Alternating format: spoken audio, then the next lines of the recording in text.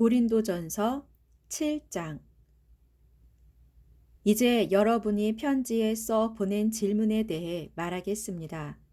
남자는 결혼을 하지 않는 편이 더 낫습니다.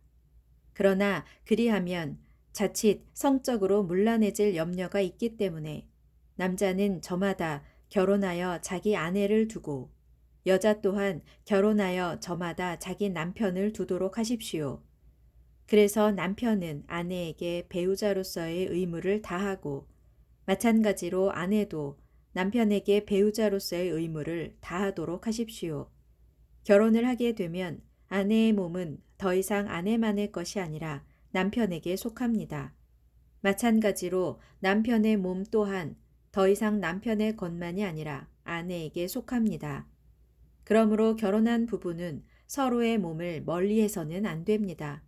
다만 기도에 전념하기 위해 얼마 동안 떨어져 지내기로 서로 합의한 경우에는 예외가 될 수 있습니다. 그렇더라도 그 뒤엔 즉시로 다시 합해야 합니다. 그것은 여러분이 홀로 있음으로 해서 절제하지 못하는 틈을 타서 사탄이 여러분을 유혹할까 염려되기 때문입니다. 지금 나는 여러분이 반드시 결혼해야 한다고 명령하고 있는 것이 아닙니다. 결혼하지 않는 편이 낫지만 만일 결혼하고 싶거든 얼마든지 결혼해도 좋다는 뜻일 뿐입니다. 사실 나는 누구나 나처럼 결혼하지 않고 지내기를 원합니다. 그러나 각 사람은 저마다 하나님께로부터 받은 은사가 달라서 이 사람은 이런 은사를, 저 사람은 저런 은사를 받습니다. 그러므로 나는 결혼하지 않은 사람과 과부들에게 말합니다. 여러분도 나처럼 결혼하지 않은 상태로 지낼 수 있으면 그냥 그대로 지내도록 하십시오. 하지만 절제를 할 수 없거든 결혼하도록 하십시오. 정욕에 불타는 것보다 결혼하는 편이 더 낫습니다. 결혼하신 분들에게 말합니다. 이것은 나의 말이 아니라 주님의 명령입니다. 아내는 남편과 헤어져서는 안 됩니다. 그러나 만일 남편과 헤어졌다면 재혼하지 말고 그대로 혼자 지내든지 아니면 남편과 화해하고 다시 남편에게 돌아가도록 하십시오. 그리고 남편도 아내를 버려서는 안 됩니다. 그 외의 분들에게 말합니다. 이것은 주님이 하신 말씀이 아니라 나의 권면입니다. 만일 어떤 형제가 믿지 않는 아내와 살고 있는데 그 아내가 남편과 계속 함께 살기를 원한다면 그녀와 헤어져서는 안 됩니다. 또 어떤 자매가 믿지 않는 남편과 살고 있는데 그 남편이 아내와 계속 함께 살기를 원한다면 헤어져서는 안 됩니다. 그것은 믿지 않는 남편이 자기의 믿는 아내를 통해 거룩하게 되었고 또한 믿지 않는 아내가 자기의 믿는 남편을 통해 거룩하게 되었기 때문입니다. 그렇지 않다면 여러분의 자녀는 부정하게 되겠지만 그것이 아닙니다. 이제 그들은 거룩합니다. 그러나 만일 믿지 않는 배우자가 헤어지기를 원한다면 그렇게 해도 됩니다. 믿는 형제나 믿는 자매가 그런 일에 얽매일 필요는 없습니다. 하나님께서는 자신의 자녀들이 평화롭게 살아가기를 원하십니다. 하지만 신중하십시오.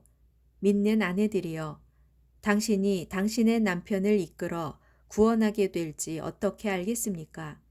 믿는 남편들이여, 당신이 당신의 아내를 이끌어 구원하게 될지 어떻게 알겠습니까? 하지만 각 사람은 주께서 나눠주신 은사대로 자기 분수에 따라 또한 하나님께서 부르신 대로 자기의 처지에 따라 알맞게 살아가야 합니다. 이것이 모든 교회를 위해 내가 세운 원칙입니다. 주님께 부르심 받기 전에 이미 유대교의 할례를 받은 사람은 그 일로 염려할 필요가 없습니다. 또한 할례를 받지 않은 사람은 이제 와서 새삼 할례를 받을 필요가 없습니다. 할례를 받았느냐 혹은 할례를 받지 않았느냐 하는 것은 아무런 문제가 되지 않습니다. 정작 중요한 것은 하나님의 계명을 지키는 것입니다. 여러분은 각자 하나님께 부르심을 받았을 때의 그 처지에 따라 그대로 살아가십시오. 여러분이 종으로 있었을 때에 부르심을 받았습니까? 그것 때문에 마음 쓰지 마십시오. 그러나 혹 자유인이 될 기회가 있거든 주저하지 말고 힘써 자유인이 되십시오. 비록 종의 신분일지라도 주님 안에서 부르심을 받았다면 그 사람은 주님께 속한 자유인입니다. 마찬가지로 자유인으로서 주님의 부르심을 받았다면 그 사람은 그리스도의 종인 것입니다. 여러분 모두는 하나님께서 값을 치르고 사신 고귀한 몸이므로 부디 세상 사람의 종이 되지 마십시오. 형제들이여, 이처럼 여러분은 하나님께 부르심을 받았던 그 처지에 그대로 머물러 있으면서 하나님께 책임을 다하도록 하십시오. 이제 결혼하지 않은 처녀들에 대해서 말하겠습니다. 여기에 대해 주께서 내게 특별히 말씀하신 바는 없습니다. 그러나 주께서 주신 자비에 힘입어 믿을 만한 사람으로 평판이 나 있으니 내 생각을 여러분께 말씀드리고자 합니다. 앞으로 조만간 닥치게 될 큰 재난 때문에 나는 처녀들이 결혼하지 않은 현재의 상태로 지내는 것이 좋다고 생각합니다. 결혼하여 아내가 있는 사람은 아내와 헤어지려고 하지 마십시오. 만일 결혼을 하지 않는 상태라면 굳이 아내를 맞으려고 애쓰지 마십시오. 하지만 결혼을 한다고 해서 죄가 되는 것은 아닙니다. 마찬가지로 처녀가 결혼을 한다고 해도 죄가 되는 것은 아닙니다. 하지만 결혼한 사람들은 살아갈 걱정이 많게 마련이고 그런 이유에서 가급적이면 결혼을 하지 않는 것이 좋다고 나는 내 의견을 제시하고 있는 것입니다. 형제들이여, 내가 말하고 싶은 요지는 이것입니다.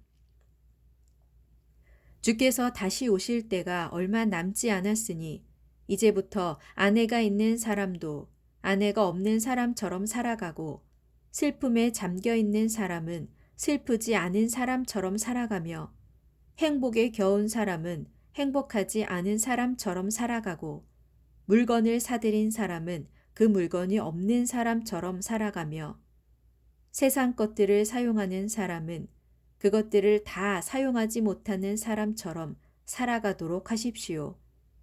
지금 우리가 눈으로 보는 이 세상 모습은 곧 지나가 버릴 것이기 때문입니다. 나는 여러분이 걱정하지 말고 살아가기를 바랍니다. 결혼하지 않은 남자는 어떻게 하면 주님을 기쁘시게 할 것인가 하면서 오로지 주님의 일을 걱정하며 살 수 있습니다. 하지만 결혼한 남자는 세상 일에 얽매이게 되고 또 어떻게 하면 자기 아내를 기쁘게 할 것인가 하면서 그쪽에 마음을 쓰게 됩니다. 따라서 그 사람의 마음은 나누어지게 마련입니다.